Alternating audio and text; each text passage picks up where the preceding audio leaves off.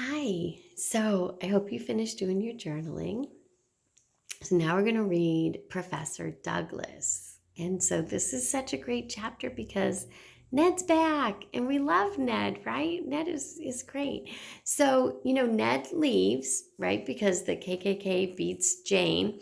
And so she wants him to leave because she knows that they'll kill him. And anyway, he goes away and he gets some schooling, right? And he has changed his name. So he's holding on to Frederick Douglass's last name. And that's why he's called Professor Douglas. And professor is a term that would be used for people who had degrees. Not everybody got to go to college like we do today. And so he's Professor Douglas. And he's an activist. And so, we've learned so much about activists.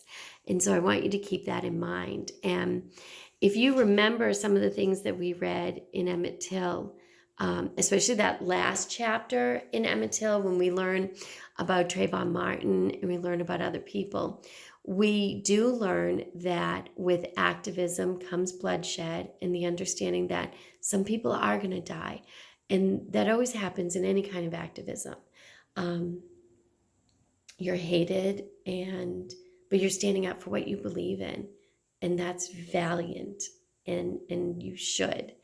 And so I want you to think about those things as we read Professor Douglas, because there are people who want to kill him. And he's doing good for the Black people. And but he does have enemies, right? So can you guess, like, who are the people that are going to hate him, right? The Camellias of Louisiana, the KKK. I think, what was the other group called? The other supremacist group, like White Power. So when you think about those supremacy groups, right? I want you to think about that, because as much as we know he's doing really great things and we're so proud of him and Jane's proud of him, and we know that these are all the events that lead to civil rights, right? And so important to know. So Professor Douglas starts on page 103. Ned used to send me money all the time, but he never said anything about coming home. Not even he knowed he was coming back here till after he came back from the war in Cuba. That war ended in 1898. I'm not really sure what war that is, you guys. And so you might know more than me. I'm wondering if it's the Spanish-American War, but I don't know. So maybe you can teach me that, okay? You can even write about it in your journal. He came here that next summer, so the summer of 1899. So if we're doing a timeline, we know that this Cuban-American War was 1898, and that the following year, 1899, Ned comes home. And a year later, almost to the day, Albert Cluveau shot him down. Albert Cluveau and his gang patrolled the river from Johnson to Bayonne. Gustave Morios and his bunch took over Johnville all the way to Creole Place. They used to get contracts to kill people, just like you get contracts to cut wood. I was fishing that day when the boy came down the riverbank and told me some people was at my house. I asked him who they was. He said he didn't know. They'd come there in a wagon. I pulled in my line and went up the bank. I just got a message. I'm sorry. I hadn't seen Ned in 20 years. 20 years. So the last time she saw him was 1879. But I knowed it was him the moment I saw him standing on the gallery. Not from the way he looked. He didn't look nothing like he did when he left here for Kansas. He was a great big man now, powerfully built, broad shoulders, thick neck. I knowed it was him because I felt it was him. Ned and his wife was standing on the gallery talking. I know it was about me because they was looking at me the whole time. Ned still had on his army uniform. He used to wear his uniform everywhere he went. When he was shot down, he was in his army uniform. His wife had on a red dress and a yellow straw hat. The three children was playing in the yard. I don't know how I came in the yard because I don't remember pulling the gate open, but I remember walking up the walk saying, I know that ain't nobody but you, Ned. You can't fool me. That ain't a soul but you. I couldn't stop saying that, and I couldn't say nothing else. That over and over. I bet some of you are going to be like that when you get to see your friends and your family that you haven't been able to see because we've been in this pandemic. And it makes me think about when I get to go see my mom again and when I get to see my own daughter. So I know how Jane's feeling. Maybe you know how Jane's feeling too. And you can write about that. I know that ain't a soul else in the world but you. She loves Ned like it's her own child. So those would be her grandchildren, right? He met me in the yard and picked me up and swung me around. Me with that pole and bucket still in my hand. I could hear them children laughing. Put me down, I kept saying, but I was having so much fun as the rest of them was having. Put me down, I said. He let me down slowly, and when my head stopped spinning, I stood back and looked at him again. He still didn't look like the Ned I knowed, even when he smiled. He didn't look like the one I remembered, but I knowed it was him because I felt deep inside me it was him. So a couple things to remember, because maybe you may not know this. So pictures, photography comes out like in the maybe the late 1880s, and they're on metal slides. And I have one upstairs, so I'll try to find that and show it to you, and I'll click on it so you can hear the metal. It was a picture that my grandmother had. My grandmother was born in 1898, and it was a picture of like somebody from her family from before. So the reason why I'm telling you this is because she hasn't seen Ned in 20 years. She's gotten letters and he has sent her money, but she hasn't seen pictures of him because pictures weren't available back then, you know? So there was no way that they could see each other. And so she just knows it's in her heart, it's in her soul. She knows that that's her son, Ned, but there's no pictures really. And now they're in a time period where pictures might start coming out. So that's why in this moment she's saying he doesn't look anything like what she remembers. We went on the gallery and I met his wife. Her name was Vivian. A little brown-skinned woman, very quiet. Then I met the children. Jane, guess who he named Jane after? Laura, guess who he named Laura after? And T-Man. The girls was named after me and his mama. T-Man was a junior, so he was Ned Jr. We went inside and Ned gave me a package and told me to open it right away. I untied the ribbon and unwrapped the paper, and you never have seen such beautiful cloth.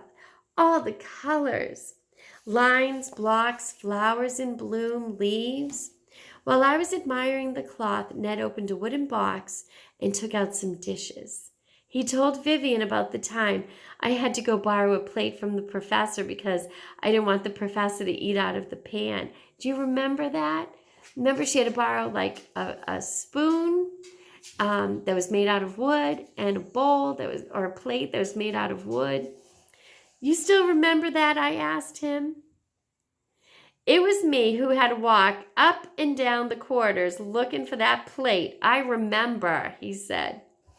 I cooked supper, but I didn't eat with them. I stood back looking at Ned. Still didn't look like him. A boy had left here. A man had come back. Yeah, I'm crying. This is like so beautiful, you guys. Don't laugh at me. I know, and I've read this like a million gazillion times, but I just love this part. It's just so beautiful. And a man had come back. Even his hair was turning gray, like mine's gray right there. But when I looked at T-Man, I saw the resemblance. He was black, just like Ned. So like that dark skin tone, that's what she means. Like obviously he'd be black because it was his son, but he had the same skin tone as Ned. He had Ned's teeth, Ned's grin, Ned's kinky hair, right? Because it was curly. Looking at him was like looking at Ned when Ned was that size. While Ned was drinking coffee, excuse me, he told me why he had come back to the South. He had come back to teach. He didn't have a school on the river then. The closest school was in Bayonne, and even then the children only went about 3 months out of the year. Ned asked me, what was the people talking about? What was the preachers in church teaching the people? Was they teaching Mr. Booker T. Washington, or was they teaching Mr. Frederick Douglass? So I'm going to go over that when we finish the chapter, so I'll give you a little heads up on who they are, and then you can do a little research. Like I was supposed to know all that. All I know was Booker T. Washington and Frederick Douglass was two great colored spokesmen. What they taught the people, I had no idea. Ned said Booker T. Washington taught that all colored ought to stay together, work together, and try to improve their own lot before they tried to mix with white folks. That is true. He ran a school called the Tuskegee Institute.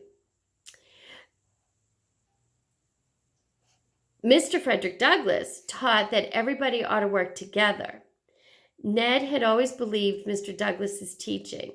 So sort of like Booker T. Washington is teaching segregation until you know everything and you can be like almost equal to a white person. Whereas Frederick Douglass is teaching integration, right? Like let's keep black and white together. So that's sort of a good way for you to remember it. So Ned had always believed in Mr. Douglass's teaching. And after he went to the war in Cuba, he believed it more. This place was his as much as it was for the white man. That's what he had come back here to teach. I looked at Ned sitting there, at his wife sitting there with her head bowed, at his children listening to everything he was saying. In my heart, I was so happy to see them. They was like my own, because Ned was like my own. But hearing Ned talking like that scared me. Early the next morning, he got on the horse and started traveling over the parish. Remember, I said a parish is a community. The first day, he went toward Bayonne. The next day, toward Creole Place. But the people wasn't listening. Not that they didn't believe in what he was talking about, but they had already seen too much killing, and they knowed what he was preaching was going to get him killed, and them too if they followed. The churches wouldn't help him either. They told him no when he asked them to let him use the church till he had built his school. Ned bought a house on the road and started teaching in his house at night. At the same time, he bought a piece of land on the riverbank to build his school. Maybe when the people saw that he was willing to do it by himself, they would join him. But the white people was already following Ned. They knowed everything they knowed everywhere he went. They knowed everything he did. All right. So Booker T. Washington creates a school called the Tuskegee Institute. And it was a place where men and women, black men and women, could learn a trade. He writes a book called Up from Slavery. And Orlando, I think it was you. I think we had talked about that. I'm almost positive it was you that I had talked to about it. Anyway, so he believed, he sort of believed that the whites would treat you a little better if you knew a trade and you knew how to do things. Now, the kind of trade he was teaching them wasn't like what you guys are doing here. He was teaching them like how to work in the fields, how to work in the house, how to be a chauffeur. So they were basic trades, but they were really the only jobs that blacks could get at the time.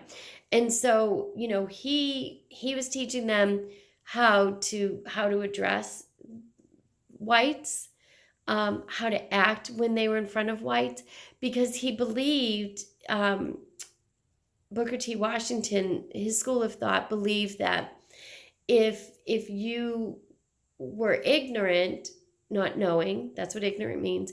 If you were ignorant, then the white people wouldn't treat you as well. So he felt, come to the school, learn a trade, learn how to behave, learn how to be, quote, civilized in his idea, because you were all slaves. And so now you need to learn how to be free men. That's basically the concept, if you can understand that, that he's trying to teach. Now, Frederick, he's my favorite. Frederick Douglass was born. His father was a slave master. His mother was a slave. And he escaped slavery, and he comes as far north as Massachusetts. And he starts down in Fall River. And Cheyenne, you'll like this, and you might even know this, Cheyenne. You can share it with us. Frederick Douglass spends the rest of his life living in Lynn, Massachusetts. Frederick Douglass is responsible for the 54th Massachusetts during the Civil War. So he comes to Massachusetts before the Civil War. He is the one who gets, oh my gosh, his name escapes me. The book is called Blue-Eye Child of Fortune, Colonel Shaw. He's the one that gets Colonel Shaw to train black men to be in a regiment. It's a fabulous movie. You might be able to get it for free. It was just on last month. It's called Glory. And Denzel Washington stars in it, very young Denzel Washington. Matthew Broderick stars in it. It's got a great cast. You'll know almost everybody in it. And it's, I know you guys are visual and you don't want to read a book, so it is a great way to learn about the 54th. But Frederick Douglass put that together. So Frederick Douglass, his school of thought is, you know what, just like, we just want to jump you in here. Just get in with white society and start learning how to live with whites, and you're not a slave anymore. You may not have equal rights as whites at the time, but you have rights, and you have the right to be wherever you are. And so this is what Ned's trying to teach, is he believes, and that's why we call him Professor Douglass, and that's why he takes Frederick Douglass's last name. But he's trying to teach the black men, and he comes over here to Jane's community. He wants all the black men to know, this is your land as much as it's the white man's land. You've worked this land. Your families have been here. You're an American, and don't let anybody else tell you that you're not an American. So that's what Ned is doing. So you could, for your journal entry, you could do a little quick research. I don't even care if you use Wikipedia. Do a little quick research on Booker T. Washington. They're both great men. And Frederick Douglass. And tell me, if you lived back then, who would you have followed? I would be so curious to know. And it's okay if you say Booker T. Washington. I think they're both great. I've read their books. I think I just have that closeness with Frederick Douglass because he's from here. He was a slave. I wrote about the 54th in my master's paper when I did a master's for history.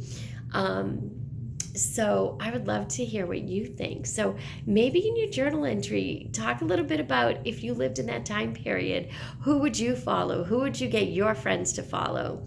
Would you follow Booker T. Washington, or would you follow Frederick Douglass?